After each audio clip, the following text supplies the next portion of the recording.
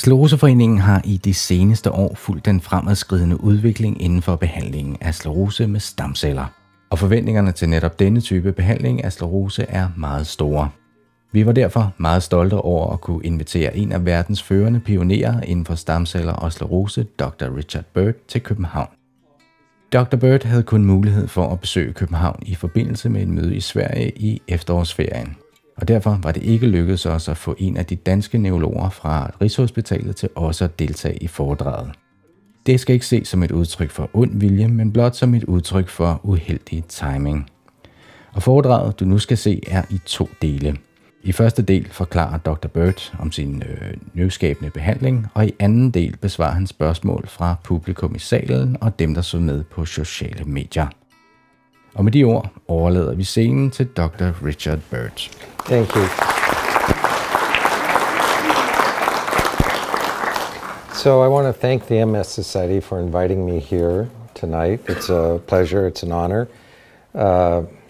Since we're in Denmark, I thought I should let you know that one of my teachers a long time ago when I was a young research fellow was Wilhelm Bohr, the grandson of Niels Bohr, so in America.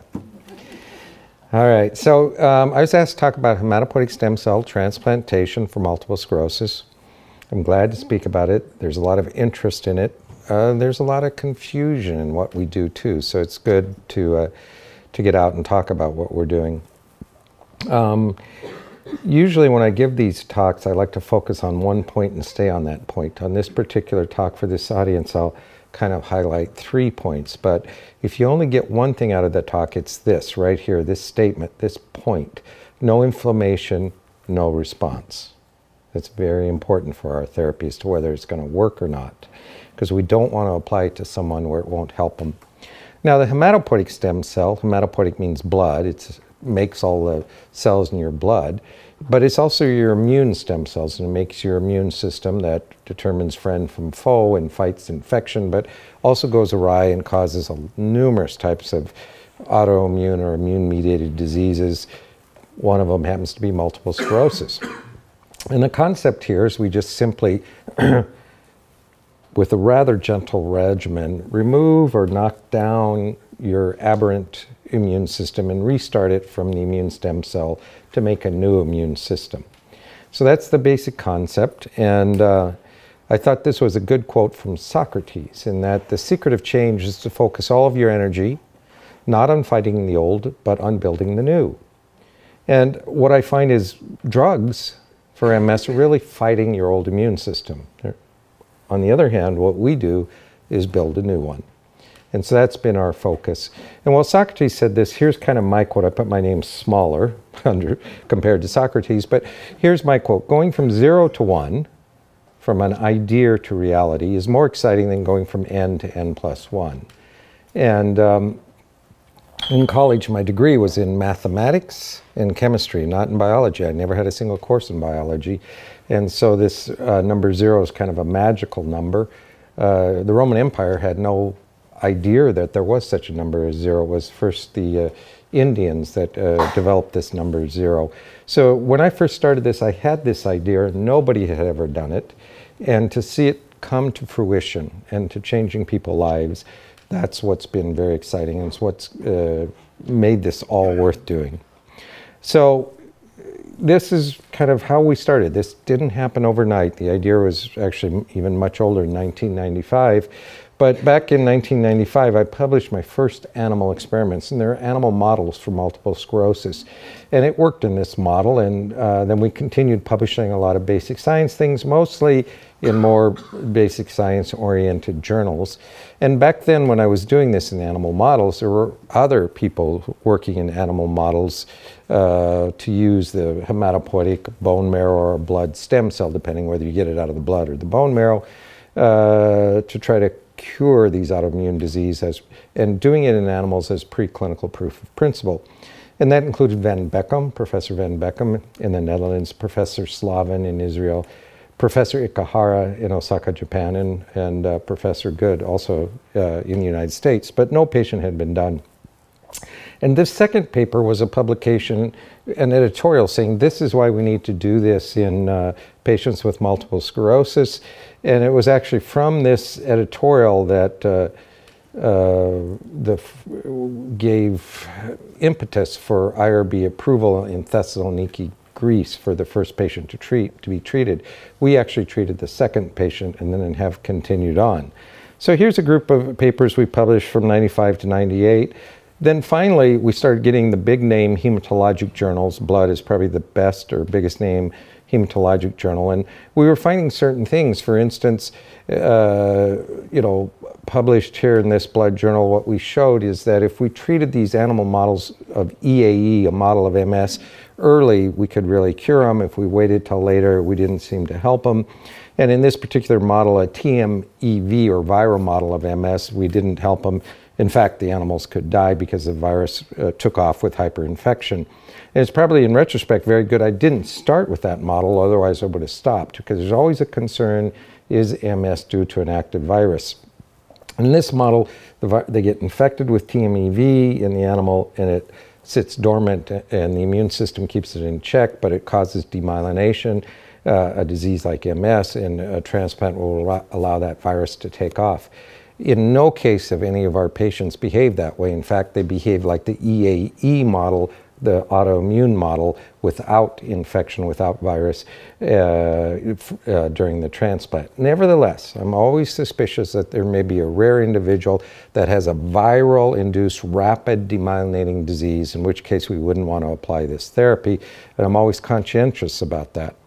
And then basically down here in Blood 2003, we reported that this won't work in progressive MS. Our animal models, which is also one of these blood publications, suggested it won't work in progressive EAE or late EAE. And we said it won't work in progressive MS, and even in the title put failure. And that's important because when we first started this, after getting animal data, the FDA allowed, and NIH, Monitoring Committee, National Institutes of Health in America, that we'd set up our board, they allowed us to proceed, but they demanded we do late progressive. The animal model said it wouldn't work, but because nobody had really done it, for safety reasons, they wanted us to do that. We didn't hurt anybody, but we didn't help them. And in fact, in this paper, Journal of Experimental Medicine, again, a basic science paper, we did an immune analysis of the patients before and after transplant, and we showed we created a new immune system, which was our goal, but it didn't help them. And what it says, once you're too late, once you're in the late progressive phase of this disease, it's not immune-mediated anymore. It's axonal degeneration, and it's too late for any immune-based therapy, any drug therapy, or for our immune stem cells to be effective.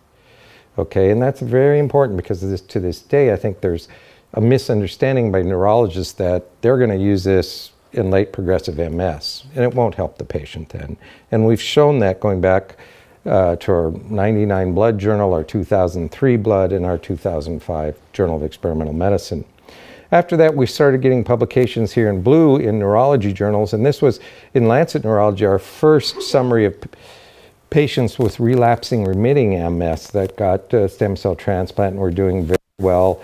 And then we followed up here more recently in JAMA in 2015 on the outcome of 151 patients who had a stem cell transplant. So what is this stem cell transplant? Here's kind of a picture of one of our patients getting the blood stem cells. This is what they look like, your blood stem cells, collected out of her vein here in her neck. Now, we can collect them out of the antecubical fossa right here or right there if the veins are big enough. If not, then a line is inserted here. It's inserted in the morning, the stem cells are collected, and it's pulled out later that day. So it's very much of a temporary process. And you can see she's smiling, and here the stem cells are being collected over here by basically an apheresis device, which is really a fancy centrifuge, pulls these mononuclear cells out and pushes the rest of the blood and platelets, red blood cells, and plasma back into the patient. So we collect the cells, and then we give the patient a conditioning regimen to get rid of their old immune system, or at least significantly lower it. And then we infuse those stem cells. And here's a patient after a non-myeloablative conditioning regimen on day 0. Day 0 is the day we infuse the stem cells. You see they're smiling, and if you're doing things right, that's what they should be doing. No pain, no mucositis, comfortable, happy. This is one of my nurses.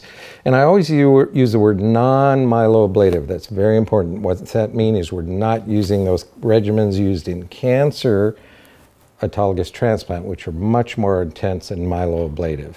So for you, it won't mean anything, but it should mean something to hematologists that do transplant. In other words, it's a much less intense regimen.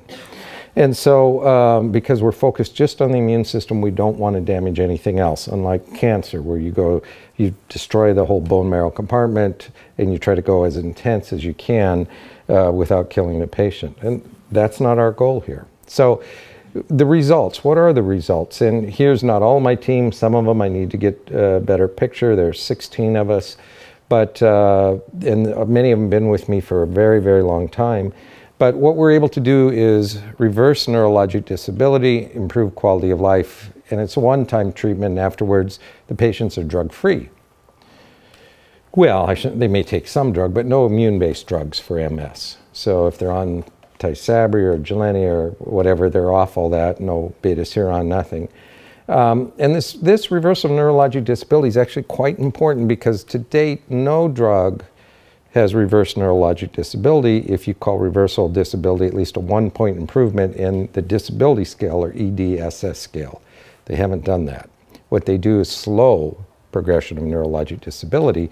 We're able to reverse it with the right selection of patients with a one-time treatment, and we improve quality of life.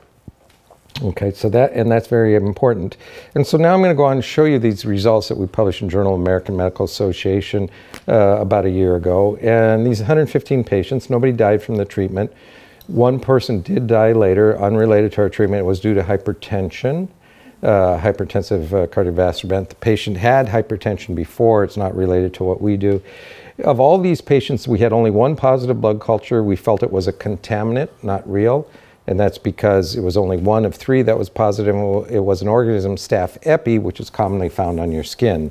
So we think it was a contaminant. We did get a little C. diff diarrhea. That is, you get diarrhea to a bug in your stool, C. diff, which we can treat with oral antibiotics. And we did have some patients develop late varicella zoster, which resolved again with oral acyclovir. Of more importance, though, in follow-up these patients, 2% of the patients developed ITP. We readily reversed it, steroids, IVIG, plus or minus a dose of Rituxan. But what's important about that, and we caution all our patients, if they ignore it and don't right away get a CBC and let us know what's going on, you could die from it because your platelet counts can drop really, really low and you could have a spontaneous bleed in a vital organ like your brain. So we always caution if you see easy bruising or brushing your teeth, easy bleeding or something, immediately get a CBC, let us know because we can reverse it quickly, but if you ignore it, it could be a problem. Hypohyperthyroidism occurs in about 6% of patients afterwards, but this is not at all unique to our treatment. Even interferons like beta-seron or Rebif give 7% hyperhypothyroidism. So that kind of runs with MS or with its treatment, and it's not unique or any different. In fact, 7% of the patients who came to us for this treatment already had hyper or hypothyroidism. So we don't think that's at all unique, but this is the one we have to watch for. So that's the basic toxicity of what we did, but let's look at the outcome. You know, how did the patients do? What happened to their neurologic disability? And these are the parameters we followed, EDSS. It's a neurologic disability scale done by neurologists. It's the gold standard. Like all scales, it has limitations, but it's the gold standard. NRS, Neurologic Rating Scale from Scripps in California, is another one. We also do that one. 9-hole peg test, that's really coordination, how fast you can put 9 pegs in a hole and take them out. Your time doing that. PACE-SAT stands for Paced Auditory Serial Addition Test. It's a measure of cognitive function. You're given 2 numbers to add. You say what it is. You have 2 or 3 seconds, depending whether it's PACE-SAT 2 or PACE-SAT 3, to do the next addition, which you're given a number that you have to add to not the sum of the 2 numbers, but the last number of that sum. So it's a little complicated, and you have to kind of keep track of what you're doing and concentrate. 25-foot walk, how long it takes to walk 25 feet. And this is a quality of life questionnaire. SF-36 has been vetted and standardized and used virtually for every disease around the world for every type of treatment. And of course, MRIs to look at lesion burden or new enhancing lesions and see what's going on in the brain itself, just not clinically with the patient. And what we found in these individuals, these 115 50 patients that we reported. If we look at EDSS, now the higher the number, the worse. So 10 means you've died from neurologic disability. 0 means you're totally normal. So for all the patients together, the median was 4, and you can see after the procedure it markedly improved more than 1 point, and no drug has ever done that. And that's despite the fact you stay on the drug after you start the drug, or you may switch to another drug. But we stop all treatment after this, and they've improved, and the p-values are less than 0.001, highly significant. In fact, they're less than that, but JAMA wouldn't let us put larger numbers than 0.001, so that's how we listed it. So there was marked improvement in neurologic disability without any further treatments. If we looked at the time to walk 25 feet for 6 months, 1 year out here to 5 years, kind of a steady improvement, almost a straight line improvement for how long it takes them to walk. Some people had no problems walking, others had disability, and they improved with time. If you looked at the 9-hole peg test, again, which is coordination, there's a 9-hole peg test for your left hand and for your right, and both improved, which would make sense. But after about 1 year, it was pretty steady. You improved for 1 year, then that coordination in your upper extremities improvement stayed about the same. If we looked at PASAT, again, this is a cognitive function test, how accurate you are in adding numbers, and you're given 3 seconds or 2 seconds, and then this is the percent correct, and you can see it kept improving, which was pretty remarkable. That just kept improving over time. And our patients would tell us that this MS fog that they have would lift and clear. Even by the time we discharge them from the hospital, it's already cleared. So at least this is some quantitative confirmation of what patients have told us, that their cognitive abilities improve. And some of our patients are highly functioning individuals, district attorneys, physicians, whatever, who can't continue to function. One of the we treated a district attorney, said, in the middle of his case in the courtroom, he'd forget what he's saying, that, he couldn't continue to be district attorney, and he used to be just one of the sharpest lawyers there was, and after the procedure has gone back to continue on as district attorney and without those handicaps. So it's good to see that cognitive function improves. And then finally, after the transplant, again, it's one-time treatment, we stop all treatment, is that if we looked at quality of life, the SF-36, and you can break that into different parts. 2 big parts are physical and mental, and the sum of that is your total quality of life. Here it is before, and of course, the higher the number, the better, and you see marked improvement in quality of life afterwards, at each time period we checked afterwards. And again, that's very impressive because no drug has ever shown that, none. And this is off all drugs after the treatment.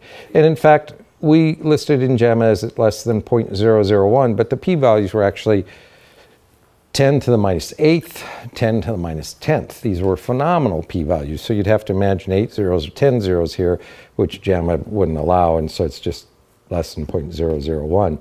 So this was remarkable improvement in quality of life. And then, of course, I said we did MRIs, and here are the MRI outcomes, and you can see a best way to visualize this is here's the MRI before transplant, these dark dots, and this line is the last MRI we did, what the number is. And this is T2 lesion volume, so the total burden of lesions in your brain, their total volume. And you can see before transplant and after marked improvements. And of course, the ones that had a higher number of lesions seem to have more marked improvement. When we get down here, they actually did improve, but because we have to shift the scale here to show that, it doesn't look that way, but they did. So we had marked improvement, and overall in all the patients, 30% improvement or decrease in lesion volume in the brain between pre-transplant and last post-transplant follow-up. Now, we work with an MRI reading center in Houston, Texas. The 2 biggest, best-known MRI reading centers for MS in America are in the new, North America, or in Vancouver and in Houston, and we work with one in Houston. And we did this analysis ourselves. They weren't quite sure about it. We said them, pick the scans you want, we'll send them to them, you compare, and they did, and they found out what we did was correct, that this is correct. So that's pretty impressive. Nobody's ever seen that. In fact, when we first showed that to the MRI center in Houston, they didn't believe it because they've never seen anything like that. So, but after going randomly through some of our scans, now they believe us. And if we looked at relapse-free survival, that is, you never had an attack again, it was pretty good, but it wasn't perfect. We had some relapses occurring later, but pretty good. Progression-free survival, not perfect. That's increase in disability, but pretty good. Some progression did occur, but in this group of patients, the majority were relapsing or remitting. A few were transitioning into secondary progressive. They weren't late secondary progressive because we won't treat those patients, but in transition, sometimes we still treat, sometimes we help, sometimes we don't. And those are the ones that did this. If we looked, again, here's the overall EDSS just showing a marked improvement over time after the procedure, and this is the gold standard for disability, marked improvement in neurologic disability. But when we broke that down in subsets, because not everybody improved, most did, a few didn't. And what we found is if you had relapsing remitting, which most patients did, you had marked improvement. You have secondary progressive, about, 23 patients or maybe 28 had secondary progressive, the 150, and you can see it didn't help them. Which is, maybe we stopped progression, I don't know, but we didn't help them. There were some in here we helped and some others we didn't. So we're still, because some of them we can help, and I can't figure out who those are because when they come to us in transition secondary progressive, it's the first time we see them. We often don't have good notes. Neurologists often say relapsing remitting. They don't bother to say when they transition over. It's a little bit hard to get the history out of the patients because our patients know we're focused on relapsing remitting and they want this procedure, and sometimes I'm not quite sure, if maybe they're biasing what they're saying to us a little bit to try to get the procedure. But we definitely will not treat late progressive. We'll still treat some in that transition phase of this group. Some improved, some didn't.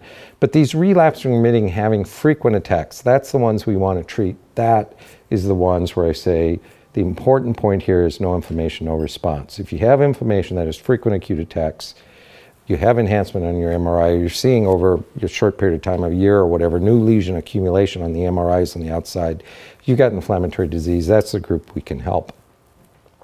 On the other hand, when we just looked at how long they had the disease, now there's a difference between when the patient says it and when the diagnosis is made, and this is from the time the diagnosis is made. If it was more than 10 years, we didn't seem to help them. Less, we helped them quite a bit.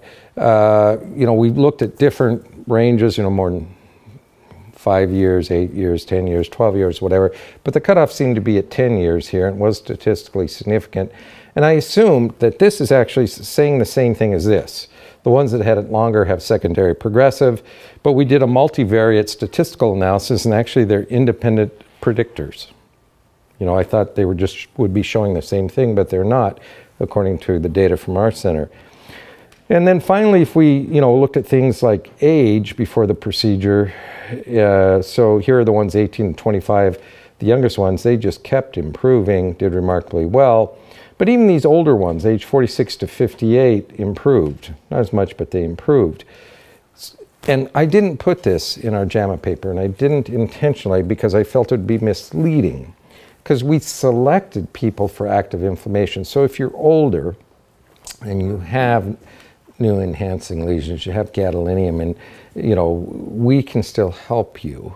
But most older people are secondary progressive, and we can't help them. And I was afraid if we showed this age figure, they'd think, oh, we can take these secondary progressive older age people and help them. Most you can't. There's a few older you can still help. As a matter of fact, the oldest here was 58, but not very many. So, no inflammation, no response. Patient selection for this procedure is very important. You got to select the right group of people you can help. Disease duration less than 10 years. I mean, if you really have enhancing lesions on MRI, we'll go over the 10-year period. And relapsing remitting, not secondary progressive. And as I mentioned, if you're transition secondary progressive, we'll still do it, but caution patient, we may or may not be able to help you, but certainly if you're late secondary progressive, we will not.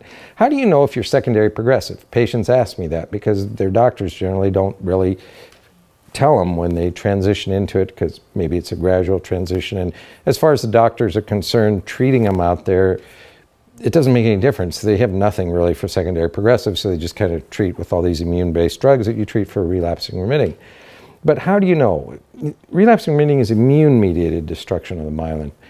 Secondary progressive MS is an axonal degenerative disease. How do you know? If you're older, you're more likely to be secondary progressive. Not always.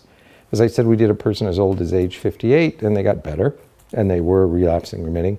But about 90% of people from onset are relapsing remitting. But by the time you're 40 years old, only, about 40% are. So you have to be cautious once you start getting to older age group. EDSS greater than 6, that's high disability. So if you're using assistance to walk, if you're in a wheelchair or a walker or a cane, you're more likely to be secondary progressive. Not always, not always. If you got there rapidly, if the MRI shows a lot of enhancement, you're relapsing remitting and we can really help you. And for instance, recently, 6 months ago, a patient was referred from the United Arab Emirates to Cleveland Clinic in America, was really young girl, really severe MS, and they treated her and she was so bad they gave her IVIG, plasmapheresis, and she just fell apart, actually became comatose. And then they asked us if we'd transplant her, and we had to work with the UAE government in the Persian Gulf, which took 3 weeks to get the approval. And then she came to Chicago, and when she arrived, she was comatose, and she would not even respond to pain. So painful sternal rub here, no response at all. And I was really worried we're way too late, but her MRI had a lot of enhancement, horrible enhancement. And in Cleveland Clinic, they'd actually done a brain biopsy because they were so concerned how rapid the course was. Could it have been viral or something else? It was MS. It's very unusual to get a brain biopsy in MS, but they had done that. And so we took her through transplant, and she's up walking and eating, taking care of herself now, and has gone through rehab and should be about right now on her way back to the UAE. And in fact, the government there has just called us, referred us another patient. So you can take these really severe disabilities, but you have to be careful. Most of them got there very slowly and they've entered secondary progressive and we can't help them. But there's a few, who may be using a walker or in a wheelchair or even comatose, as in this case, and we can turn it around. So if you have slow gradual decline and there's no MRI lesion accumulation, that's most likely secondary progressive. So before I ever see a patient in clinic, my nurses get their outside MRIs, and we get an MRI done at our facility. And before I see the patient, I sit down with the radiologist and we go through the outside MRIs and the current one, and we look if they're getting new lesions or if they have active inflammation with gadolinium enhancement. If there's no gadolinium enhancement over the last year or two, there's no new lesions, this is not active MS that we're going to be able to help. Okay, and in fact, some patients, before we bring them from long distance, especially overseas, we get those MRIs and review them before we even bring them. Also, things like assisted ambulation, spasticity, antispasmodic drugs like baclofen would tend to indicate that this is progressive disease, not relapsing remitting. So it's kind of the overall picture, but once you're secondary progressive, at least too far along that path, we can't help you. All right. Again, no inflammation, no response. So we get phenomenal results no one else has seen, but you've got to respect this therapy. It's powerful therapy. And like anything that's powerful, we're resetting the immune system with a one-time treatment. Anything that's powerful, you have to respect. And it could be dangerous if used in the wrong place or with the wrong indications or with people not experienced in using that type of therapy. So one of the things is always look at your MRIs yourself. I always tell young doctors that. And why that's important is a lot of doctors now, I guess because of the workload they have, they tend to just read the MRI reports. And that's just really not appropriate. You have to look at the MRI yourself. So looking at the MRI can tell us if you're accumulating lesions over time or if you have enhancement. It can also help confirm the diagnosis. We've had patients sent to us with MS. When we looked at the MRI, their main problem, they may have MS, but the main problem is something else like spinal stenosis, and they need surgery first. We've even had a case of adrenal leukodystrophy sent to us as MS, which obviously is a genetic disorder and we can't help that. The MRI clarified that. We've even had a case of hydrocephalus. It wasn't MS. And so always look at those yourself. I think that's key. I say to young doctors, I trained as a hematologist, I'd always look at the blood under the microscope. I look at any tissue diagnosis myself under the microscope, whether it's a biopsy of the kidney or whatever, we look at it ourselves. Look your enemy in the eye, look at your own MRIs, look at your own scans, look at your own pathology, don't read the report. So that was the one point I wanted you to take home. No inflammation, no response. If this is inflammatory MS, we can really help you. However, I'm going to tell you a few other points, and we've learned this from going through the procedure. And one is that fever during a transplant is bad in patients with MS. And that's not true for people who go through a transplant for cancer. And so doctors used to treating cancer don't understand this, but we understand it. You have to be an experienced center. And if we look at our data, if here your fever was always under 38, see how you improved over time. If you had high fever over 39, look what happened after about 1 year, you got worse. If it's over 38.5, same thing, after 1 year started to get worse. If it was greater than 38, you got better, but not as good as if you didn't. So fever is really bad in these patients. It's bad acutely. If an MS patient gets fever during transplant, they're very lethargic, they can't move or get around. But even worse, long-term, they can do bad. Now, this is not just a one-time fever, but a persistent fever. So it's greater than like 39 degrees, checked at least 3 times, 4 hours apart in a 24-hour period. Because we check vital signs every 4 hours. So if that's what's going on, this can be a bad outcome. Not a one-time, but a persistent fever. And we learned in these patients, it's never infection. Never. It's one of the drugs we use, the ATG, that causes the fever. The fever is always due to ATG, and so if we give steroids, the fever goes away. In 2 hours, the patient's smiling up, walking, feels totally fine. And you have to do that. If not, they'll just kind of languish there with fever for a week until they engraft. And the problem is then long-term they'll do worse. If you don't know that, if you're a hematologist treating leukemia or cancer, you don't know that, you don't give steroids, you just change antibiotics around, do CT scans looking for infection, pull lines, put in new lines. But that's not the problem here. It's the ATG. If you just give the Solu-Medrol, they clear up immediately. And so that's a very important key point that an experienced center, very few know, I know, and the centers I've taught know. Others still to this day don't know. So that, if there's a bad outcome, selection of the wrong group, late secondary progressive, or they're getting a fever and they're not giving the Solu-Medrol to break it. Those are important things to know. So finally, I say we use non-myeloablative transplants, and it's important. Not all transplants are the same. That's the third take-home point for you to know. Not all transplants are the same. Even doctors don't know that. They don't. They'll say, oh, this is too dangerous. But Tysabri has a different toxicity profile than Gilenya or Copaxone or Rebif or Avonex, different than Tecfidera, different than Aubagio, different than Rituxan. Transplant, the toxicity arises from the regimen you give to knock that immune system down when you try to reset it. If you use those intense cancer regimens, you're going to have high toxicity. Those are myeloablative. If you use an immune-specific non-myeloablative regimen like we do, it's very low toxicity. I showed you our toxicities. Minimal going through the procedure.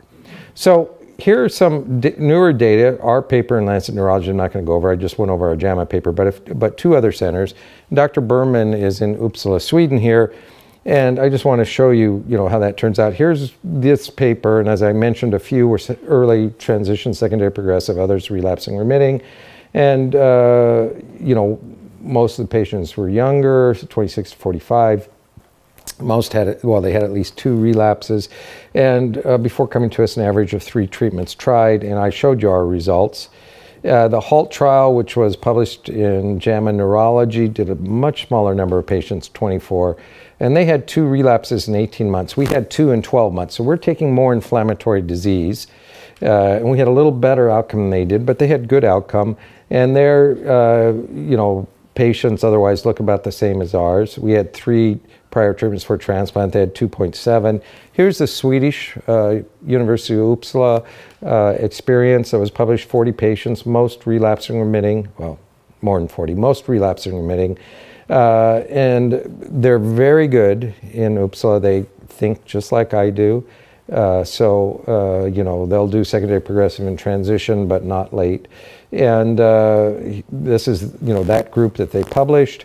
And now what I want to show you is, did these 3 different centers get similar results? And when you look at it, if we look at NED, no evidence of disease activity, or NADA, as they call it, no evidence of disease activity, what that means is the patients, since the procedures, never had a clinical relapse, they have had no neurologic progression. As I mentioned, our patients actually improved neurologically, and no new lesions in MRI. Because sometimes you can have a new lesion in MRI, but you don't have a clinical relapse or progression. So this means no evidence of disease activity. And these were the results. All 3 centers, very similar outcome. And our center here is in yellow, and you can see it's right between the other 2 centers. If you look at drugs, what's no evidence of disease activity from drugs? And this line right here is from Harvard, Mass General, of all their patients that they're following with many different types of drugs. And here's natalizumab or Tysabri, which goes down with time, alatuzumab or Lemtrada, one of the newer drugs right here. So you can see this seems remarkably superior. Now, there's no randomized trial comparing one to the other, but if you just look at this data, it seems that transplant is markedly superior. Not to mention the fact that, as I say, these drugs basically stabilize and slow progression, whereas we have this big reverse of neurologic disability. So the non-randomized data of non-myeloablative hematopoietic stem cell transplant for relapse-remitting MS all says you improve disability, you improve quality of life, you decrease T2 lesion burden on MRI. What I want to say here, and for you to understand, this should be cost effective, which is very important if healthcare is paying for it, whether it's private or public. There's only so much money to go around, so you don't want to be wasteful. So again, I can't speak to healthcare costs in Europe, but in America, these drugs, here's what these drugs cost over 1 year in 2013. So we're 2016, and I'm sure they're more expensive. They seem to go up every year, but you can see they're all running, here's the lowest, Aubagio, about $58,000, but they're all running around $60,000 a year for the drug. That's just 1 year, and you kind of stay on it until you have toxicity or you're having more relapses, and then they switch to another drug. And this paper says to prevent one single relapse in one patient is $80,000 US. Now, the caveat, this is only the expense of the drug, not the physician fees, not MRI, not any monitoring that has to go on these patients while they're on this drug, okay? So it's actually much more expensive than that. But that's just the drug by itself, reported in Neurology in 2015. You know, we didn't have anything to do with this analysis, but I thought it was really a good analysis to look how expensive this is. And in fact, the newest drug out there, Lemtrada or alatuzumab or Campath, it's all this different names for the same drug. The first 5-day infusion is $100,000. At the end of the year, you give another 3-day infusion for $56,000. That's $156,000 just for the drug. No physician fees, no MRIs, no blood work or monitoring.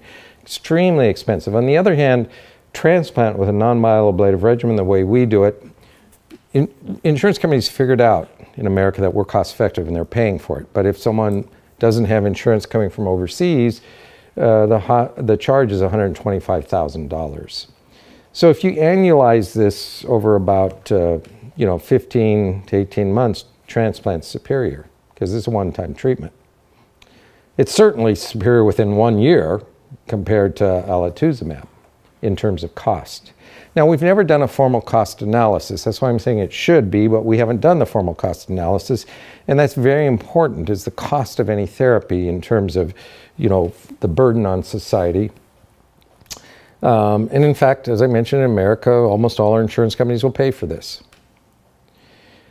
So, our non-randomized data to me says this should be second-line therapy. So if you're failing interferon or Copaxone and you're having frequent 2 or more real relapses demanding steroid treatment in a year, the type of therapy where the physician wants to switch you to Tysabri, my bias is you should go to a transplant because the results seem superior. In fact, I gave you this answer, but let me ask you this question. Do current drugs, disease-modifying drugs, it doesn't matter whether it's Tysabri, Gilenya, Tecfidera, interferons or what, do they improve quality of life? Which, if you're taking them, you want your quality of life to improve. And in fact, the frustrating thing is when you look at all these publications of these drugs, whether it's in Lancet Neurology or Lancet or New England Journal or Neurology, they don't list quality of life as an outcome, which is very surprising to me. It's very well-written papers, but quality of life is not there. And so I did find a paper where they looked at these two large trials of Tysabri, Affirm and Sentinel, where they then reported quality of life. Natalizumab is Tysabri, it's the same drug. And what they said in there is that the mental and physical components improved by less than 2 points. Because there were so many patients, they thought that was, it was statistically significant. The problem is it wasn't clinically significant. For a patient to notice a difference in quality of life, you must have a 5-point change. So if you're sitting in this room, for the temperature to go from 25 degrees Celsius to 25.1, if you do it over and over and over, it can be statistically significant, but it has no meaning to you. You don't notice the difference. And that's what's going on there. And in fact, in the paper, they said, well, the SF36 is not sensitive enough. We need a more sensitive method to look at quality of life. And I would say, no, we need more effective treatment. And I showed you our quality of life, which was stunning improvement. P-values of, our change was by 20 points, not less than 2. P-values of 10 to the minus 10th, 10 to the minus 8. So FDA-approved drugs do not improve quality of life. Not clinically significantly, and they don't improve EDSS by 1 or more point. Usually no improvement or 0.17 improvement. The Lemtrada trial in MSCare1, MSCare2, one was 0.17, the best was 0.5. But again, nobody improves 1 point like we do. And so you got to ask, why are most neurologists resistant to this? Not all. So neurologists that have worked with me and some other neurologists, like neurologists in England and Sweden. And by the way, those neurologists came and spent several weeks with me at my center, learning what we do, went back, treated patients. They believe in this now, but most neurologists don't. Why? And this is the reason, best stated by Mancardi in Lancet Neurology. The neurology community, neurology physicians, are deeply reluctant to accept a mortality risk for a disease that is not life-threatening per se, at least in the short term. And I think that's absolutely true. They're very, very conservative. And no matter how good you are, even with a non-myeloablative regimen and with an experienced center, you can never promise mortality to be 0. And I always tell patients to expect a 0.5% mortality or don't do it. Now, in a really good center with a lot of experience using our regimen, our approach, I think we can even be well below that, but we can never make it 0. We just can't, and people need to know that. On the other hand, if you look like what a patient thinks, and this is Ann Romney, she's the wife of Mitt Romney, who ran for president of the United States, and what she said is multiple sclerosis is a disease that robbed you of who you are. And I thought that was really a very astute description of this disease. And so here's the problem. Physicians think of risk-benefit in terms of years that you're alive.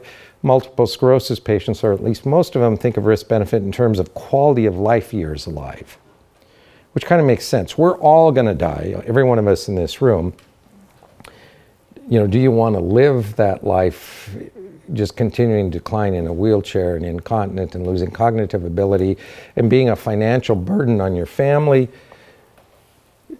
Or do you want to take that risk, the chance that you can get better and function and walk and run? And what is that risk benefit? So patients see it different than physicians. And I think that's going to take time for physicians to come around, and it'll take time to show that this non-myeloablative approach can have very, very low mortality. My caution is it will never be 0, but if it's restricted to experienced centers, and there should be several worldwide, it can be very low. So, and that's one of the other important points I want to take home to you. This is my quote, RKB. Cancer is a single malignant cell, single malignant individual, a terrorist, if you will. So you use intense regimens to blow it out, and there's going to be collateral damage, but you accept that. But autoimmune disease like MS is a dysfunctional group of people, any one of which is not really a bad person, what you need to do is remove those people and start the work group over with minimizing collateral damage. And why that is resetting it, and which is a very different philosophy than for cancer. And so autologous transplant for cancer is high risk because you use these intense myeloablative regimens, whereas autologous transplant for multiple sclerosis is low risk if you use a non-myeloablative regimen. And I say if because although I started this and pioneered it, some people have used very intense myeloablative regimens and they've had mortality. So the take-home point for you is not all transplants have the same toxicity. And it's an important point for neurologists because a lot of them just say, oh, transplant, but they're, it depends on the drug you're giving. And that includes the risk of late leukemia. It depends on the drug you give in the regimen. So we want to be as safe as possible, but as effective as possible in MS. Unfortunately, we can do it with these non-myeloablative regimens we're using. And so where do we go from here? Well, the data I showed you is non-randomized, so you always have to take it with a grain of salt as a caveat. We need to randomize, and we've done that. The MIST trial, randomized stem cell, multiple sclerosis international stem cell transplant trial, where are we with that trial? And where we are is we completed enrollment. Now we're still continuing to transplant patients, but now we're not randomizing, and in a sense it's a good thing because patients are very well informed. They're on the internet talking to other patients who got transplant and they're realizing how they're doing, and they're on best available standard of care that the neurology community would give them on the other arm, and they're not doing well. So, we were really running into problems with people continuing to accept enrollment with the risk of 50% chance of randomized standard of care, and I understand that, but we have to do this, and we have to wait for the results to mature to help convince the community that this is correct, or if it isn't, convince us it's not. You really do have to do these randomized trials. Well, we completed enrollment, and we underwent this summer a 3-week US FDA site visit, so the FDA investigators come to our university, to our site, and spent 3 weeks going through all our data. You have to have primary source books available for them, the computers and the books and the paperwork, as well as the regulations, the consent signed, and all these things. And so we completed all that, and the value of that is that, it's vetting or verifying our data. So our data not yet published. We've completed enrollment. We've been collecting data on all these people, has now been reviewed and vetted by the FDA. But the FDA did say to us, you've got to do site visits on these other programs working with you to make sure you carefully look at everything they're doing, dose of drug, everything, that there's no violations there. So we completed that site visit. Actually, I just came from Uppsala, and since I was in the neighborhood, that's why we're here tonight. But very soon we'll start writing up the interim analysis from this study. As I mentioned, we completed enrollment, and these are the parameters we'll be looking at. Very soon we hope to start a cost-effective analysis between the two arms, looking both at the American system, British and Swedish. And down the line, we'll have a blinded MRI analysis, because we did begin this trial with an MRI reading center, Houston, Texas, that has copies of the MRIs, but they have no idea who's on what arm, and so they can do it totally blinded and give us results. By the way, the patient's EDSS score, which is the primary endpoint, was blinded. A neurologist who didn't know which arm they were on was the one that scored it. So where do we go next? We're finished enrollment. We'll, as the data matures, be publishing. Well, where do we go next? After this, we'll have long-term follow-up of our data, but my plan is to start a new comparative trial with these in these 3 centers, where we're going to compare a current way of doing it to another non-myeloablative regimen, which we think will actually not give us ITP. Don't know for sure, but I think it won't. And that's the main worry. About 2% in the current regimen get ITP, and I don't want to worry about that. And it may even decrease relapse a little bit. So that's kind of, all the centers have agreed this is what we'll do. And we just need to write that up on moving forward. Now, there's other things I haven't told you are very important for any center that starts this. You need a washout period of drugs you're on before you get the transplant. Not interferons or Copaxone, but the other drugs you do, Gilenya 3 months, Tecfidera 3, Tysabri 6. Why? So you don't get PML, progressive multifocal leukoencephalopathy. We've never had a case, but I'm worried if we do it without a washout period from Tysabri, you'll get it, and then all neurologists say it's transplant, and partially correct, but it's transplant and the Tysabri. So we have to have that washout period. So there are important details I haven't said to you today. I just kind of gave you the 3 high points that are important for any center that would want to start this. And I think like happened in England and in Sweden, where they come and spend time with us, is a very good thing. We're always open to that. We have a hematologist starting November 1st with us for 3 months as soon as I get back to America, seeing how we do things from Italy. So I just want to thank you. This is my home city, Chicago. And our main campus is in Evanston, Northwestern University, but the medical school is right downtown in the heart of downtown Chicago, actually right on the lake. This is my webmail. And what I want to focus on is these procedures should be done in an autoimmune transplant specialty center, not a cancer center, because you have to think different than you do for cancer. I know in another life, I used to be the director of allogeneic transplant for leukemia at Northwestern. I gave all that up to develop this field, have a separate division, and I haven't done cancer for 20 years. But the thinking's different. And if you're going to transplant MS, you have to become an expert in MS, and you have to become an expert in stem cell transplant. And I think that's what's kind of holding this back right now. Everybody talks about translational research, going outside of the traditional department or division or boundaries that have been set up. It's often not done because it's difficult. You got to become an expert in both. But if you can accomplish that, there's great promise and hope, and we'll see how this randomized trial with time plays out. And hopefully in about 8 months, we'll start the final analysis on the randomized mistrial for an interim paper. Thank you.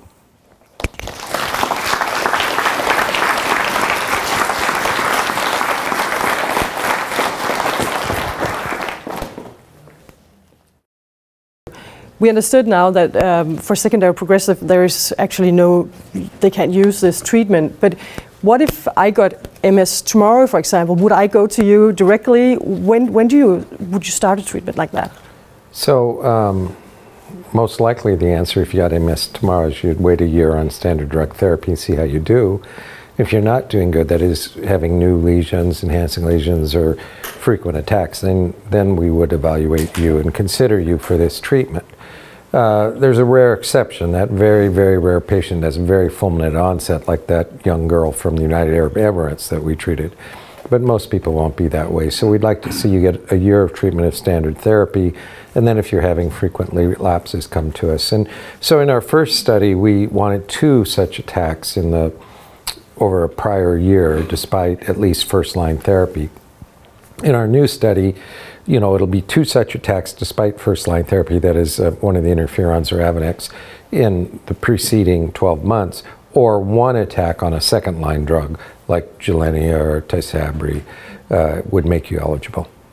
But we actually got a question from a patient on beforehand who says that he was actually diagnosed a year or a year and a half ago, but he actually had 3 attacks maybe in 20 years. And you said you shouldn't have had the disease for more than 10 years. So a patient like that, what would you say? Because, how long have you been ill, really? If you look at the MRI and the lesion accumulation over time, if he's getting new lesions in the last year, or he has current enhancing lesions, then you could consider him. But if not, I wouldn't. Hvis nu man ikke tåler medicin, og jeg har også været på Tysabri og Copaxone, og ikke tåler noget af det her medicin, hvordan er chancen så for at kunne tåle det her? Og har haft masser af lesioner og nye lesioner. Okay, so the question is, if you can't really tolerate any kind of medicine, have tried a lot of different kinds, what are your chances that you can actually tolerate this and you still have lesions and they're like... Yeah, so we have some people accumulating lesions or active inflammation, and they've tried and can't tolerate those drugs out there, and then they would be a candidate for what we do. So I had MS, I was diagnosed 2.5 years ago. I had an attack and I was put on Avonex and had a lot of symptoms, and then changed to Gilenya. And in 1 year I had 1 extra lesion, but no new attacks. And I am Gilenya now for 1.5 years and no new attacks or lesions. But I fit in that group with the age and how long I've been sick and so on. So am I the perfect candidate? Because if I only had 1 attack unless you say you should have at least one or extra lesions on the new medicine. I mean, years can go by, and then I can fit outside the group, or I can maybe develop secondary progressive sclerosis, and then it's too late. So what should I do? So again, it's always risk-benefit, and this is very powerful therapy, so we don't want to start it too soon. On the other hand, you're right, we don't want to wait too long. But if I've watched you, walking without difficulty, you don't look like you have MS as you walk by. And if in the last year and a half you've had no new lesions, no attacks, I would just say stay under Gilenya. If you break through with attacks or lesions, then we would consider it.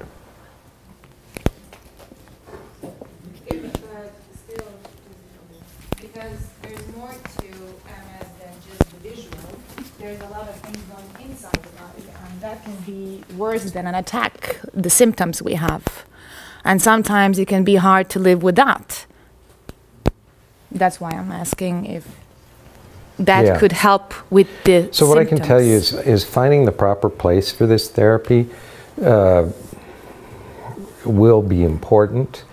And I'm probably more liberal than most people because we're very good at what we do and we pioneered it. But on a second-line drug like Gilenya, if you're controlled without it, new lesions on MRI or acute attacks over the last 18 months, I would say stay on Gilenya. If you're getting new lesions or an attack, then we would consider you for this treatment. Question here.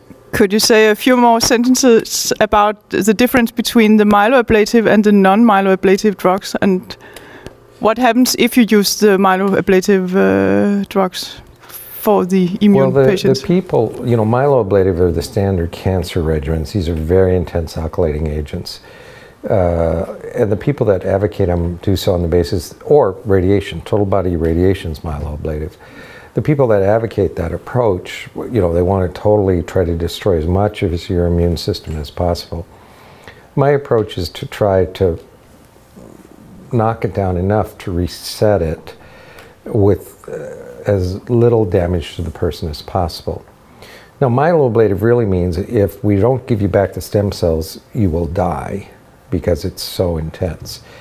Non-myeloablative, because we're directed just against the immune compartment, the stem cells in your body survive, and we don't have to give them back to you. You will recover on your own. But by giving them in, you recover about 4 or 5 days faster.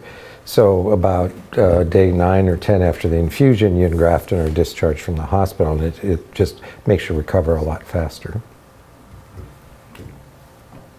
So again, whether the myeloablatives give better results than non-myeloablative, you'd have to do a head-to-head trial. But the myeloablatives are more toxic, and there have been deaths with them, and that's, when people hear transplant, then the neurologists say, don't do that, because they're not understanding the non-myeloablatives are much safer, and they're giving fantastic results, but we don't know which one would actually give better result at the end of the day, or if it really will be that much different. We do know which one's safer. If you, as a private person, would go to the States and take this 1-year therapy somewhere, or in Uppsala or wherever, I reckon it's a lot of money. But do you know approximately, is it $1 million, or is it a lot of money, or it's $500,000? So our university hospital would charge for this procedure $125,000. I'm going to set university salary. My salary doesn't change, but that's what they charge a patient. For 1 year, or just for 1 year, or for the treatment? It's a one-time charge for the treatment. Yeah. So and if it's under that, they'll give you money back. So I think our hospital is pretty fair. That's why I said if you look at the cost in US dollars of those drugs, even without physician fees or MRIs, just looking at the cost of the drug itself versus a transplant, it would pay for itself in about 15 to 18 months, or to me it would seem to, and then after that be a cost savings for your insurance or public health. And can I just ask, if someone in here wanted to do that, go to your place, the practicality, how would they do that? They would send the MRI scan so you could look at them? So we have people come from every state in America, including Alaska and Hawaii, A lot of people from California, New York, Florida, because big population bases there, but every state.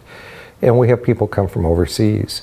So my staff is very good at handling that. And what happens, if it always ends up being filtered to one of my study nurses. Even if it comes to me, I will send it on to the study nurse, who will contact the patient to fill out an intake form and provide them information about the procedure, as well as request the MRIs on CD, which we then download on our system and look at before we invite the patient.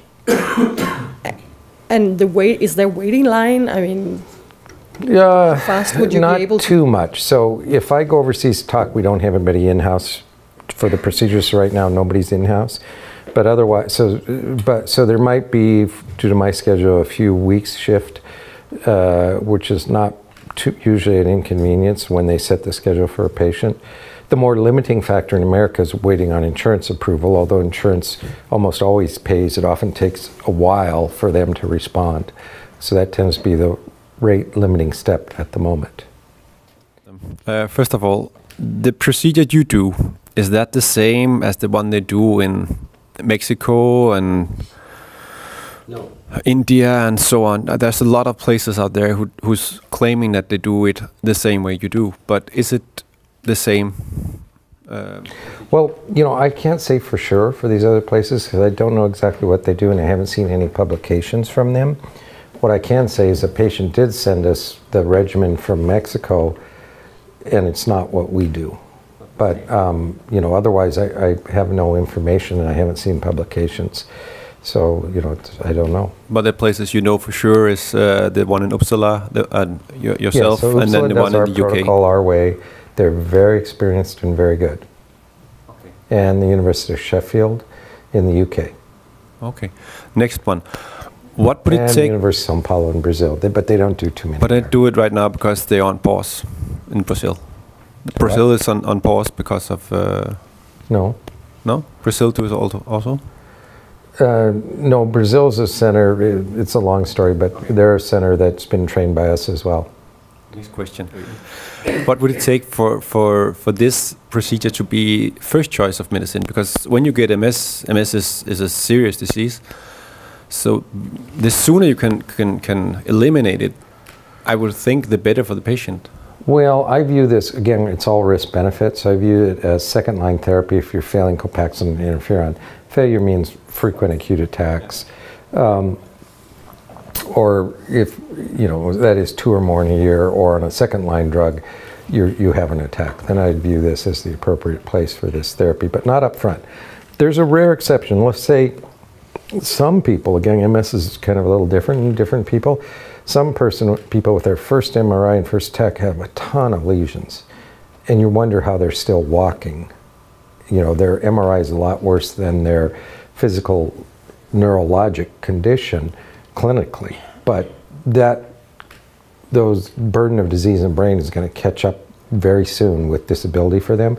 And in someone like that, then we would move it up front. Or in someone like that young girl who only had it for 3 months before coming to us that I mentioned from UAE, then we would move it up front. Okay. Next question. I know that in Rigshospitalet in Copenhagen they are about to do an experiment where they claim to do it the same way like they do in Uppsala and the same procedure as at yours. Do you have any, do you corroborate it with the Danish hospitals? So I'm always open to talk with and work with people around the world, and I'd be glad to talk with them or give them a talk, but none of your Danish physicians have contacted me. It does sound like they've been in contact with Uppsala from what you say, which is great. That's an excellent program, and I have complete confidence in them, and they approach it the same, Dr. Berman, in the same way we do. Same protocol, and they've done now 57 patients there. We've probably are up to 250 patients that we've treated, but we're on the same page. And final question for local. Have you tried on any of the patients who's not showing any significant improvement to run the procedure again, like run it twice on the same patient? So I don't want to do this procedure twice. I'm kind of a surgeon in my mind frame. I want to do one treatment and have the patient cured now, or not need the treatment again, or not need other treatments. But as I mentioned, there's about a 10, 12%, 15% relapse rate by 5 years with our therapy. That's still stunningly good, but you know, I hope our new regimen can improve on that and prevent the risk of ITP, which is why we do the comparative trial. But we had one patient relapse, and the relapse was pretty bad, and she was really persistent for a second transplant. I didn't want to do it, and so she kind of drugged me, kicking and screaming, into doing it, and she did very well. Thank you. I just have a follow-up on the Mexico, India, Moscow thing. What would you say to patients who say, okay, I'm going to go to Mexico, I'm going to go to India or Moscow? Is that a good idea? So, well, you know, everything's not always black and white. When I was young, it was. Now there are shades in between. On the one hand, I recognize that people are desperate and their local healthcare system is failing them, and that's why they're thinking about going there. On the other hand, I recognize the concerns from the academic community in that country, like this country, that, well, that other program, how well vetted are they? How well are they collecting data? What kind of supervision is there in terms of IRB or federal government monitoring for safety? And you know, what have they published so far? So, you know, it's a difficult decision for patients. You know, I would say caveat emptor, but on the other hand, I understand the slow pace that's going on in some countries in getting this therapy in the right direction, doing it the right way. Well, yeah. A few years ago, they wrote in one of the MS magazines that people with progressive MS, they have inflammation in the brain anyway, or in the body, or I don't know what. But the first thing you wrote was something like no progression, no inflammation, no treatment, or whatever you wrote. Yeah. Could you clarify that? Yeah, so we won't offer this therapy to primary progressive MS. That's a minority of patients, and we won't offer it to late progressive. Some people in transition, we will still on a compassionate basis do it. Sometimes we help them, sometimes we don't, and hopefully we can figure out who in that early secondary progressive, with time we can really help and who we can't, but right now that's very difficult to figure out. But definitely not late secondary progressive. I wouldn't offer this therapy.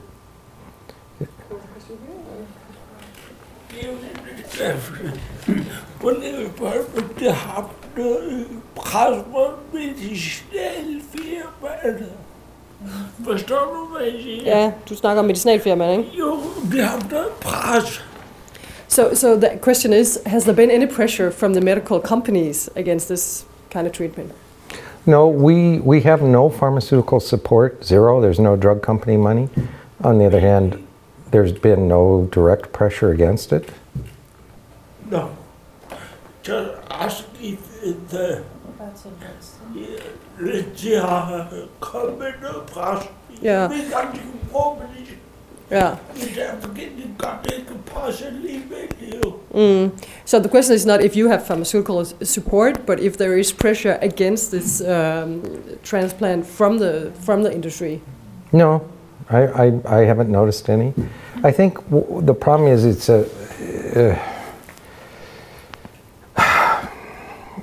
it's a mind frame of academic medicine to do clinical drug company trials. So it's more resistant from academic physicians than from pharmaceutical. There's no pressure from pharmaceutical companies for or against us, in no way. It's just getting academic neurologists, many of whom have done drug company trials throughout their career or part of their career, to kind of approach this with a different mind frame and consider this treatment? Jamen, jeg er uddannet fysioterapeut, og vi her i Danmark har jo rigtig meget at gøre med sklerosepatienter, og jeg kunne egentlig godt tænke mig at høre, hvad dine tanker er i forhold til fysioterapi med folk, der kommer i den her form for behandling. Yes. I don't know. So the questioner is, she's a physical therapist, is that it? So she's asking, what are your thoughts about using physical therapy in connection with this kind of treatment? I got it right, yes. I agree, physical therapy is very important. And actually, depending on the level of disability, you know, some patients we send to our in-hab physical therapy rehabilitation unit afterwards, which is very good in Chicago, and it's just 1 block away from, you know, our transplant building. And others, you know, we set them up when they go home, get outpatient physical therapy. But and there's some people don't need it, but most it's a good idea, and it's part of the recovery. It's important, yes. It's part of a team approach, as well as the psychologist in the initial evaluation. Yeah. So I think we have some questions from people looking on the stream, on the live stream. Sorry. 2 different users on the Facebook site are asking if you can elaborate a little bit on the side effects, or if there are any side effects with the treatment. So, no matter, you know, there can always be mortality. If it happens, the most likely to be infection, get out of control. We're very good at preventing that. And we haven't seen that. Or PML, and we haven't seen it, progressive multifocal leukoencephalopathy. It's an infection from JC virus. But that's why we built in these lockout periods where they must be free of these drugs, especially Tysabri, before they can go to transplant. Again, I worry if you do transplant right on the back of Tysabri, you could get PML if you're JC virus positive. But, you know, even despite our caution, it's possible. So, you know, we always caution people about that. If there's another underlying medical condition that we missed or that's ongoing, there could be a problem from that. Say you have diabetes and you have some coronary artery disease and we just didn't pick that up with a regular echo. You could have a heart attack going through this, just, you know, although you're not that stressed, fluids or whatever, you know, anxiety. So we have to watch for other medical diseases and be careful if they have them not to take them through this procedure. And then there's risk of infertility. So afterwards you may not be able to have children, and we always advise people of that. It's age dependent. Under the age 26, virtually all women maintain fertility and can get pregnant with no increased risk of any problems for their children. But, you know, under age 26, about 5% will become infertile. So we still always recommend that they store their eggs. And after age 32, the majority will be infertile. So if they want children after age 32, they should store their eggs, or men, you know, collect their sperm. So that's a potential long-term thing you have to think about. Hair loss, but that always grows back. So those are the kind of main risks of this. Yes, thank you. And another user is asking, is saying that you had a lot of great points in your talk, and she's wondering if there's an article, sort of like comprehensive article, scientific article that collects all of your good points, and where can she find it, that article? So, you know, that JAMA publication that I'm referencing here was January 2015, January 20th, I'm first author. In terms of a review on this, because we have so much primary data, we haven't written a review, although I think it's time to do one. Okay. And the final one, just for now, this one writes in English. Is there a limit to how high you are on the EDSS scale as to whether you will benefit from a stem cell treatment or not? So again, but the answer to that is both yes and no. So you can be, you know, a 9 or a 9.5 if you have a lot of enhancement on MRI. We can make you walk. You can be confined to a bed, even as that patient was unresponsive and in a coma. But those are rare. So most people, once they get up in these higher, above 6.0, most people are into secondary progressive and we can't help them. So you have to look at it on a case-by-case kind of basis.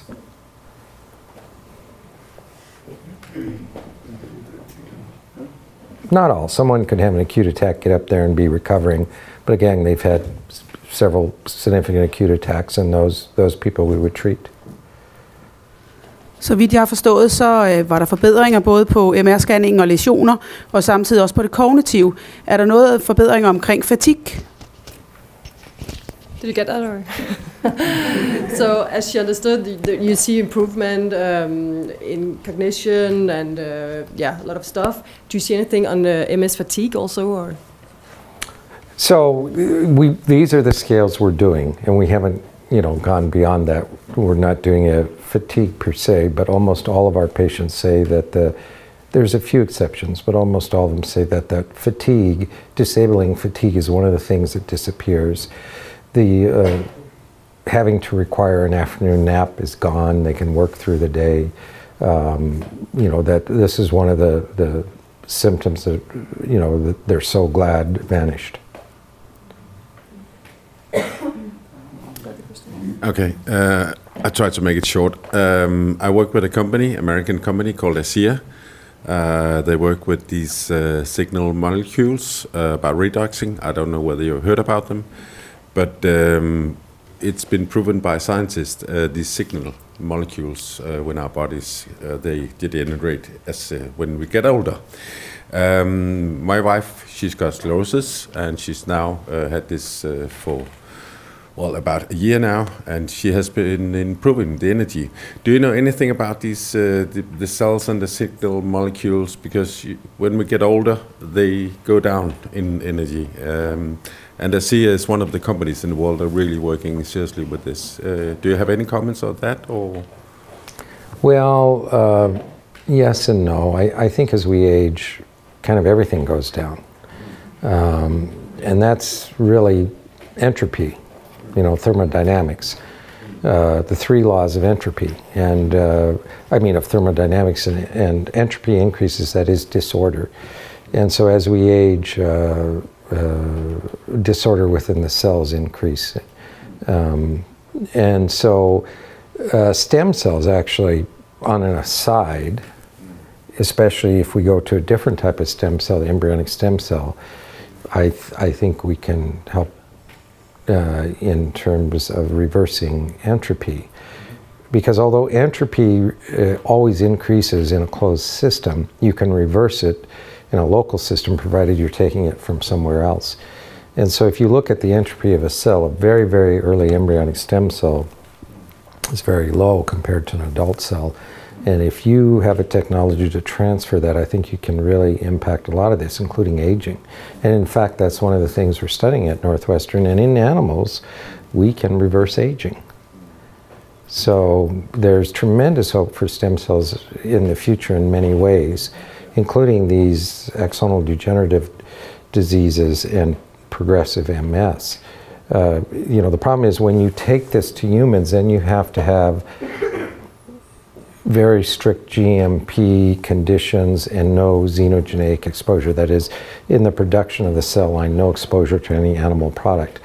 It's appropriate and wise restriction the FDA's put on it, but it makes it practically hard to do.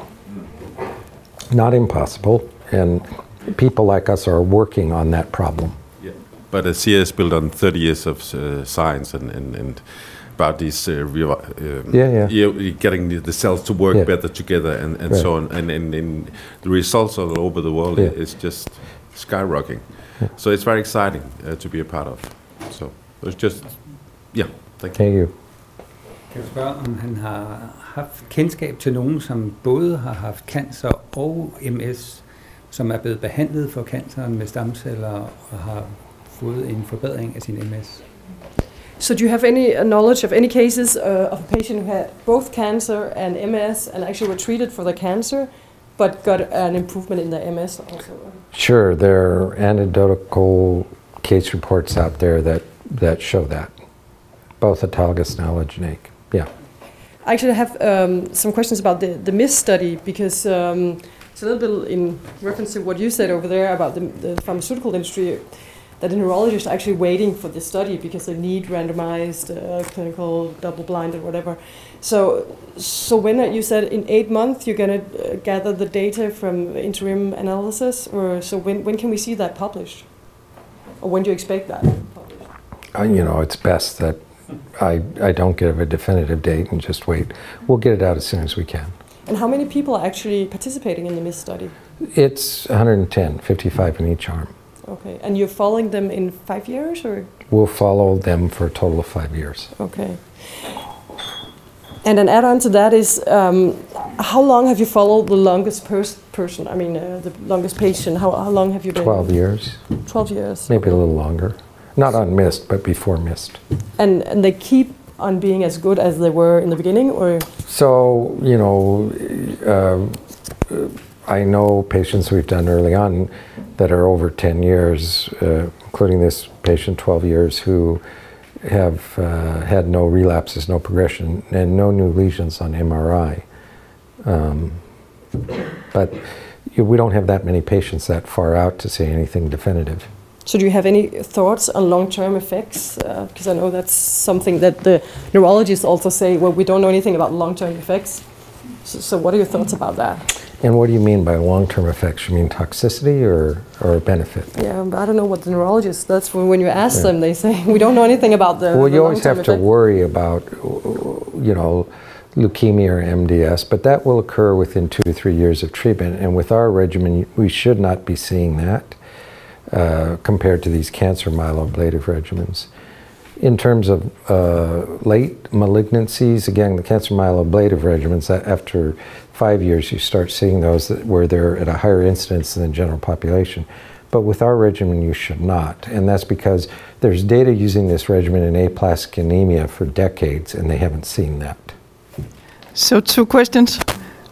I understand that you're still working on fine-tuning the regimen. How much more efficient can this become? Slightly better or much better? Or? Yeah, so what we want to do is see if we can improve it a little bit, and we won't know until we do the randomized trial. The hope is the newer regimen, because we're learning all the time, will prevent the ITP and maybe even decrease relapse. And the last question. But we don't know until we do it. Yeah, no. And the truth is, if our randomized data comes out like the non-randomized data, and it's always inappropriate to talk about your trial data until you publish it, but we've completed enrollment, and obviously we have all the data up to date in our hands, but I can't really speak about it right now. But if in our publication it's as good as what I've shown you, I don't think patients are going to accept another randomized trial against standard of care. They're just not going to. Other people may want to do it, and I wish them luck, but I don't think patients are going to do it. And so if we randomize to another type of transplant where we think we can improve these results, I think patients, but we don't know, maybe it won't, or maybe we could have an unforeseen side effect, but I think patients would accept that. You said that smart people like you were also looking into stem cell treatment on axonal damage. It is difficult, but not impossible. Correct. I think I heard. Yes. And now I'm just asking you to guess, how far out in the future are we before it may be So this possible idea to do I had something? to use the hematopoietic or immune stem cell for autoimmune diseases, including MS, goes back 30 years. I was a fellow at Johns Hopkins. I thought I'd have all the solutions and answers and be all done in 5 years. So I don't make predictions. If you've been on several second-line treatment, like in this case, Tysabri and later on Lemtrada, could that cause any problems or disadvantages with stem cell transplantation later on? So I don't like Lemtrada. It's a personal bias. I could be wrong.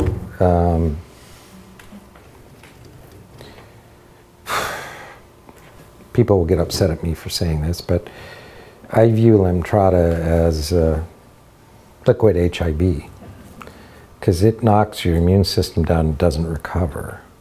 So when we do a transplant, your immune system goes down, but when we analyze it, it recovers.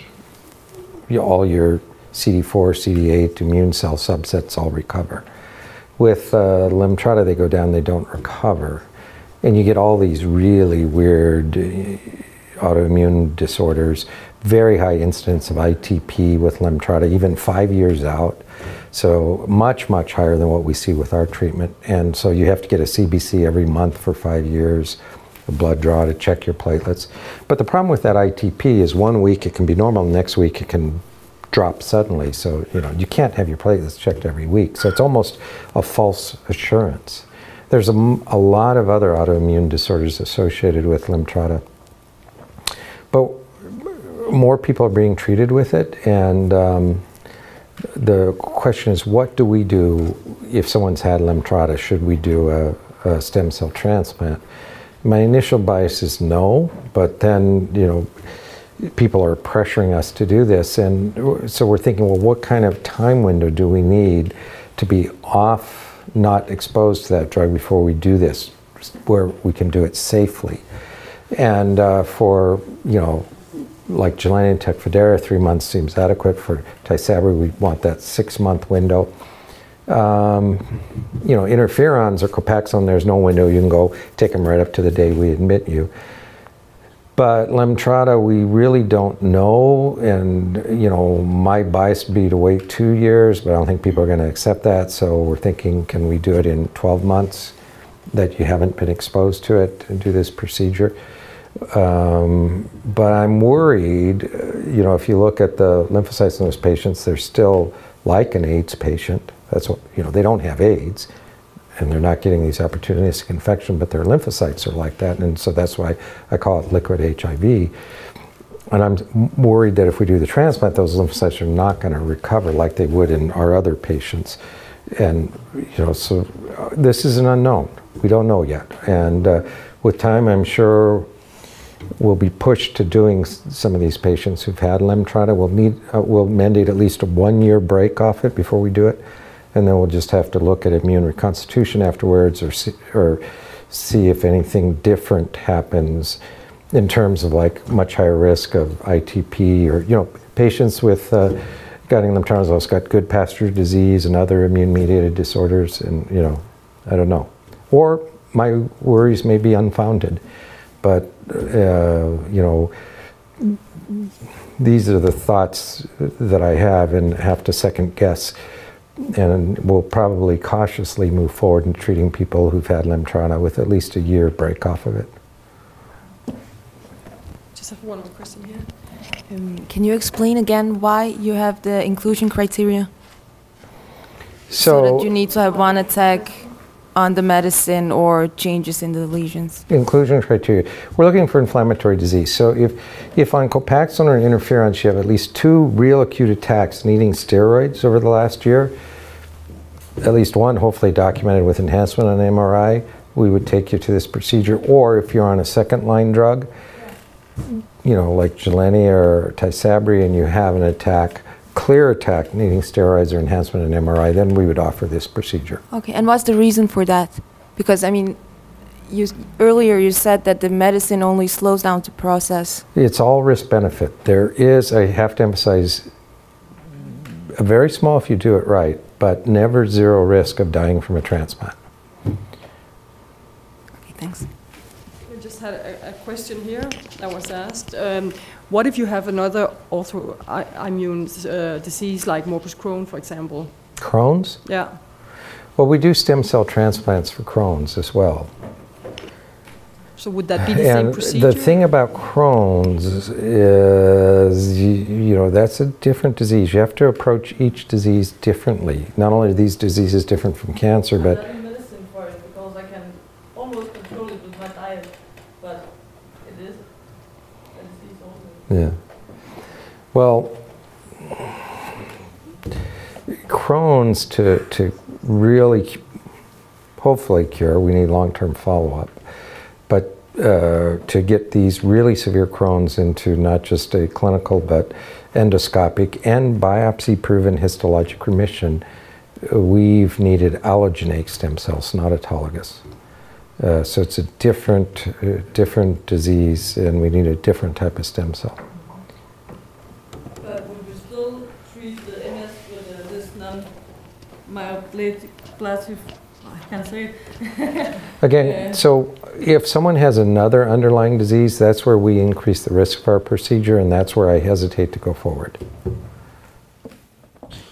Vi finder på at bruge celler fra yngre og raske mennesker. So actually, the question is, could you actually, instead of using your own cells, use cells from younger people, maybe? Well, for MS, no, we use your own. There are advantages to cells from a HLA-matched brother or sister or umbilical cord blood, and there are disadvantages. But basically for MS, we would not use allogeneic, that is another person's cells. Is it possible to use if you have like stem cells from your baby's navel cord? So that's umbilical cord blood. We wouldn't do that for MS. An allogeneic transplant can be complicated with graft versus host disease, and we just don't want that in MS. Also, graft versus host disease and then immunologic dysfunction that can arise from an allogeneic transplant can give fever. We definitely don't want that in MS. So I would not do allogeneic for MS. And then another question, like... and cord blood is allogeneic. Okay. Like another one asked if this procedure could work for other autoimmune diseases. Like, I have a question about Hashimoto's. I don't know if you know. Well, I wouldn't do this for thyroid dysfunction. I just wouldn't. You can take Synthroid. But we do a lot of systemic sclerosis called scleroderma, and we do a lot of chronic inflammatory demyelinating polyitic neuropathy, or CIDP. We do DEVIX, neuromyelitis optica, stiff person syndrome, lupus, and as I mentioned, we have done Crohn's, and we're working on a new protocol for Crohn's. What about ALS? This approach, these immune cells will not work for ALS. It's not an immune-mediated disease. It's a neurodegenerative disease. Where I think there will be hope in the future is embryonic for ALS. Okay, so there are no more questions, I think. I just have a last one. I suspect you won't answer, but I'm going to ask anyway, which is a follow-up from the question I was asked here before. You said maybe you can see something in progressive. I mean, what is it you're seeing? Why do you have any hope in that direction? With our current type of transplant, no. But I think other types of stem cells will, I don't have that crystal ball, but my gut instinct and preliminary bench research is that they will offer hope to help people in the future. So you're doing research in that field as well? Or? Yeah, we work with embryonic stem cells in the lab, yeah. Okay, but you won't elaborate on what you're seeing? I'm hopeful, but I can't tell you for sure yet. Okay. Good try. I think we have to wrap up, so this is going to be, I know you always have a last question, like me, but yeah. Hvis nu en patient, der var på Tysabri, holdt op med at tage medicinen for at se, om de fik nogle attack, og de så fik dem, vil han så behandle dem? So the question is, if a patient were in Tysabri and were well treated and stopped and had an attack, would you treat them then, or? Yeah. A lot of people, when they stop Tysabri, have an attack about 4 to 5 months afterwards. Even though if you read the literature, they say the half-life of the drug is a few weeks and it's out of your body. That's the pharmacological half-life. The biological effect takes about 4 or 5 months to wear off, because that's when people have a bad attack. And that's why we ask for that 6-month window before we start, to make sure that drug's completely worn off before we do a transplant. But yeah, you can have a bad attack. May not, but you could. It depends on individual circumstances, but we may well. I think Anders will get the last word, if not word, question. Do you also do research in mesenchymal stem cells? In mesenchymal? Yeah. No, I don't work with mesenchymal. Not at all. Okay. Just hematopoietic and embryonic. But isn't the embryonic a little bit more dangerous than the... Well, yeah, I think it's the most powerful stem cell of all, but potentially the most dangerous. So you have to be able to harness it to avoid the risk, but obtain the benefits. And we're kind of well on that way of doing that. It's a whole nother talk. Okay. Another cup of coffee. Okay. We'll have to invite you some other day, maybe. I don't know if Klaus wants to wrap up. I think. Thank you very much. I just wanted to say thank you very much. It's been so interesting, and we have so high hopes for your work and your research.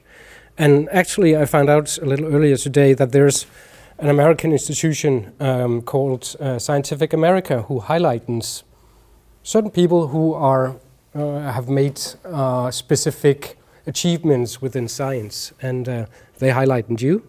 And so that is, you were in a group of people with, amongst others, Steve Jobs and Al Gore, the former vice president, with focus on the environment. So there is really high hopes for your work. I'm just going to say a few words in Danish. Som jeg kan forstå det på neurologerne på Rigshospitalet, så vil man i højere grad kigge hen imod den måde, man har brugt, eller man behandler i Uppsala på. Og der vil blive igangsat et større samarbejde blandt de nordiske lande for stamcellebehandling. Og den information er gået ud, kan jeg forstå, er gået ud til de neurologiske afdelinger i hele landet. Så det er klart, hvis man har spørgsmål om mulighederne for stamcellebehandling i Danmark, så skal man selvfølgelig tale med sin neurolog på den neurologiske afdeling. Ikke så meget mere andet end thank you again so many times. We have a small present for you. You don't have to unwrap it now, but it's it's a little gift from Royal Copenhagen. Thank you. So, thank you so much. All right. Thank you. Thank you.